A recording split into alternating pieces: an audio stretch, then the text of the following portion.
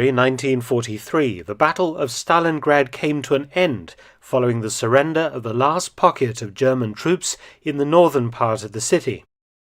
At least that is what the history books tell us.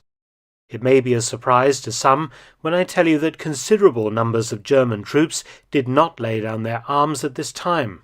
In fact, Soviet records indicate that an astounding 11,000 German soldiers continued to fight on long after Field Marshal Paulus and the 91,000 survivors of the German Sixth Army were marched off to Soviet captivity, and would continue to resist for weeks, causing the Red Army to mount military operations through ruined Stalingrad to root out and, in its words, liquidate counter-revolutionary elements.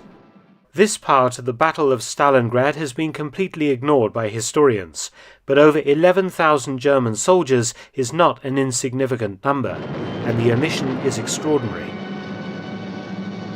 Stalingrad is rightly labelled as a major turning point in the history of World War II. What had seemed an assured German victory in summer 1942 would end up as a graveyard for the German army in the east. When the Germans invaded the USSR in June 1941, the campaign had been very successful until the Russian winter and resistance stopped the advance on Moscow. By spring 1942, the Germans resumed offensive operations. But instead of trying again to capture Moscow, Hitler ordered a shift in focus to the south and a two-pronged assault through the steppes of southern Russia. Army Group A struck south towards the Caucasus and the Soviet oil fields, whose product was vital to the German war plans, while Army Group B, which included the Sixth Army, moved towards the Volga River and the industrial city of Stalingrad. By summer of 1942, new posters were appearing in the streets of Moscow. Posters that greeted and welcomed their allies whose help was already arriving in Russian ports. Allies whose friendliness had sent drugs and food and warm clothing to help sustain them in their darkest hour. But in spite of all this, the staff of the Red Army knew that they still faced the most powerful enemy in history, and that enemy would attack again. But when this attack came, the whole German strength was to be concentrated on one objective: the Caucasus and oil. The Caucasus Mountains represent one of the toughest military obstacles in the world. Towering peaks rising to heights of as much as 18,000 feet, with only one practical highway traversing them. And Baku, the biggest oil field, is on the other side. To reach Baku, the only feasible military route was along the coast to the Caspian Sea.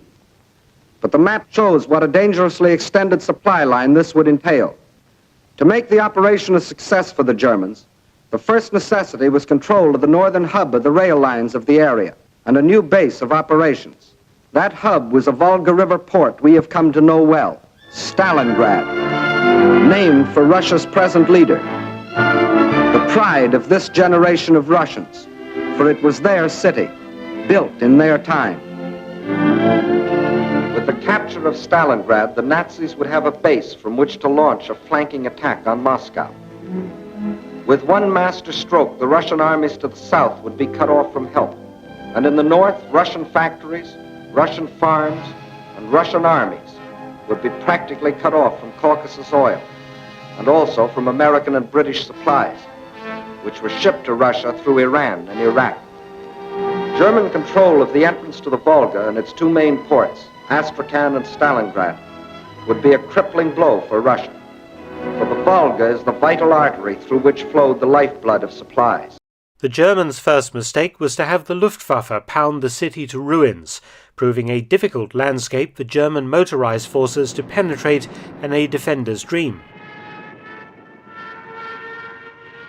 German spearheads reached the city on the 23rd of August 1942, meeting disorganized, though fanatical resistance from the small garrison.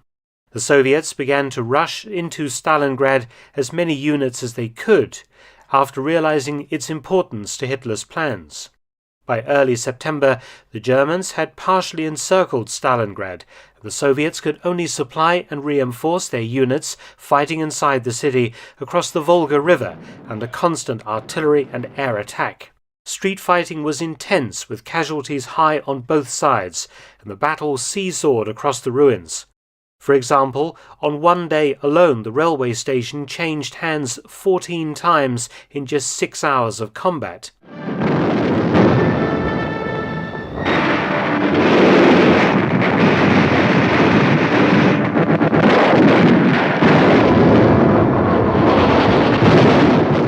Soviet resistance was incredibly stubborn, and the close proximity of German and Soviet forces to each other took away a lot of the Germans' advantage in supporting fire. Soviet static defences in apartment blocks, ruined department stores, and of course the famous factories was incredible, coupled with very active snipers.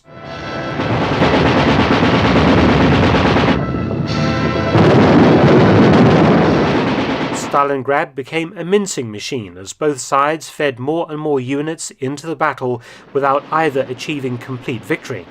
However, after 3 months of this appalling struggle, the Germans had managed to capture 90% of Stalingrad and reach the Volga River in the city. The fighting had cost the Sixth Army over 60,000 men, including 15,000 killed and missing. However, the Soviets realized that German manpower shortages had offered them an opportunity. To guard the flanks of Army Group B, the Germans employed Italian, Hungarian and Romanian forces to bolster the German defences. For example, a 120-mile sector north of Stalingrad was very thinly held by the Hungarian Second Army. These Axis troops lacked the weapons, vehicles, training and often the motivation of German forces. The southern flank was equally exposed, protected by the weak Romanian Fourth Army.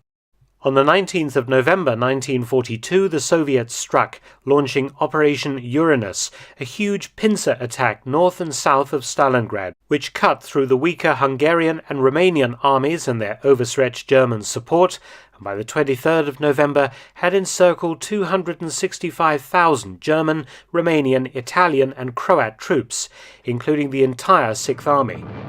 The Soviets began to compress the Stalingrad pocket, while the Germans launched a desperate relief operation to fight through to Stalingrad. Огонь!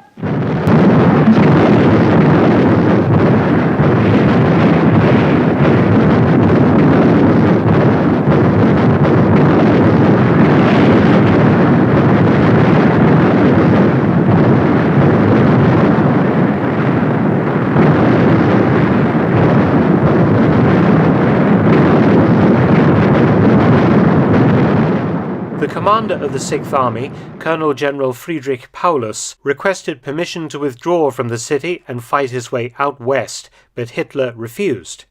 Instead, the Germans attempted to keep the Sixth Army supplied by air until relieved. The Luftwaffe failed to bring in the requisite daily tonnage of supplies, and the Sixth Army, still defending vigorously, began to run out of ammunition, food and medical supplies. The relief operation failed, and Hitler left the Sixth Army to fight on for political reasons, doomed to destruction. Paulus was denied permission to surrender on several occasions, and told by Hitler to fight on to the last man and the last bullet. Winter greatly exacerbated the suffering. Once the airfields fell to Soviet troops, the only supplies coming in were intermittent drops by parachute. The Sixth Army starved but still fought stubbornly. Why? Because German soldiers feared Soviet captivity greatly, and they knew they could expect little quarter from the Soviets after the Germans had treated Soviet prisoners of war with contempt, killing hundreds of thousands and leaving millions to starve to death or die of disease and exposure during the first 2 years of the war in the East. The primal fear of Soviet retribution and a slow death in one of Stalin's dreaded gulags kept German soldiers fighting to the end and beyond. On the 22nd of January 1943, the Soviets made another request to Paulus to surrender. Paulus reported to Hitler that command was nearly impossible and his men were without food and ammunition. Hitler again refused to countenance surrender. The 24th of January, Paulus radioed 18,000 wounded without the slightest aid of bandages and medicines. On the 26th of January, the German defense was split by Soviet attacks into a northern and southern pocket. The northern pocket lost telephone communications with Paulus, who was in a bunker in the city centre. By now, German sick and wounded was around 40,000 men. For the Nazis, Stalingrad had become a symbolic struggle and a warning that every German should do his utmost to support the war effort. On the 30th of January 1943, the 10th anniversary of Hitler's coming to power, the Führer promoted Paulus to Field Marshal. As no German Field Marshal had ever surrendered, Hitler expected that Paulus would fight on to the last man and then shoot himself. But it was not to be.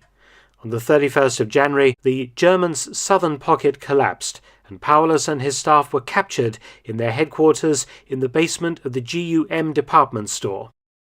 Paulus claimed he had not surrendered, but that he had been taken by surprise, and so he refused to order the other German forces to surrender.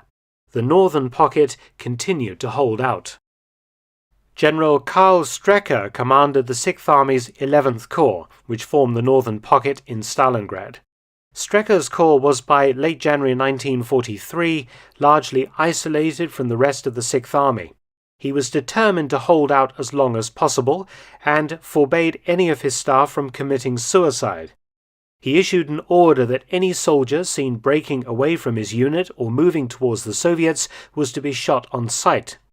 On the 1st of February 1943, after confirmation arrived that Paulus and all other combat commands had surrendered, Strecker gathered his staff and told them that the military situation was hopeless and that all the troops under his command had the freedom to act as their conscience saw fit.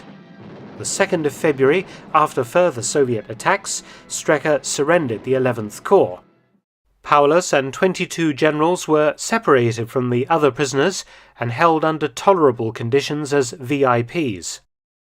Due to the fact that most German prisoners were captured in a starving and often sick condition, Soviet treatment condemned most of them to death. They were forced marched through the winter conditions to labor camps where they died of malnutrition, wounds received in battle, diseases like typhus, the cold, and overwork. Out of 91,000 who were captured, only about 5,000 ever saw Germany again.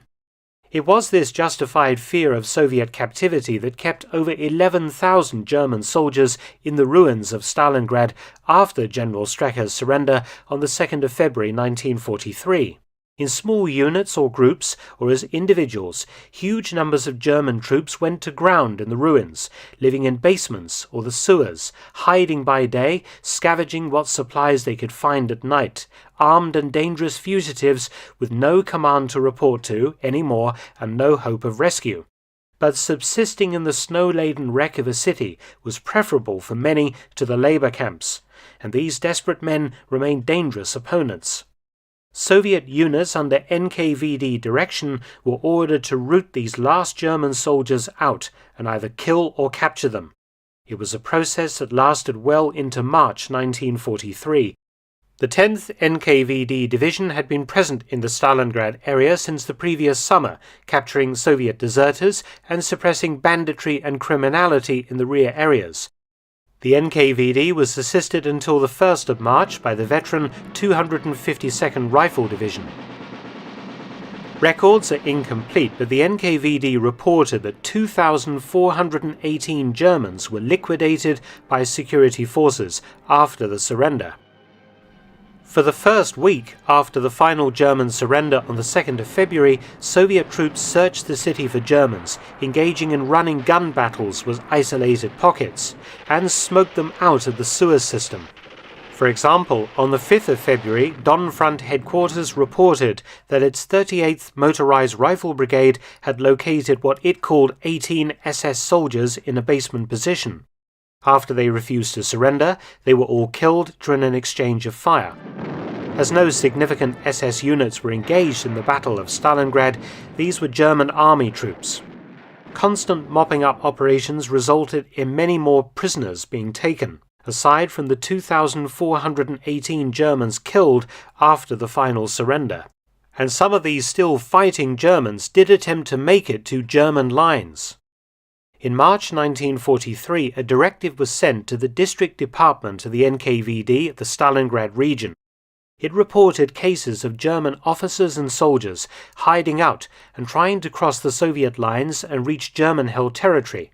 Quote, "On the way, they are engaged in robberies and murders," unquote, read the report. Quote, "Some of the Germans penetrate the villages, where they acquire civilian or military clothing from the population and change clothes so that it is more convenient to hide," unquote. The Stalingrad region was ordered to be combed to find such men. There were even a few instances, as reported by the NKVD, of Germans having escaped from nearby POW camps. The NKVD reported that up to March 1943, 8,646 Germans had been captured. More work needs to be done in the Russian archives to fully tell the story of the Stalingrad holdouts, but what I have outlined here certainly gives an idea of the desperate plight of the remnants of the trapped Sixth Army. Over 11,000 stories that were never told of the forgotten conclusion to the Battle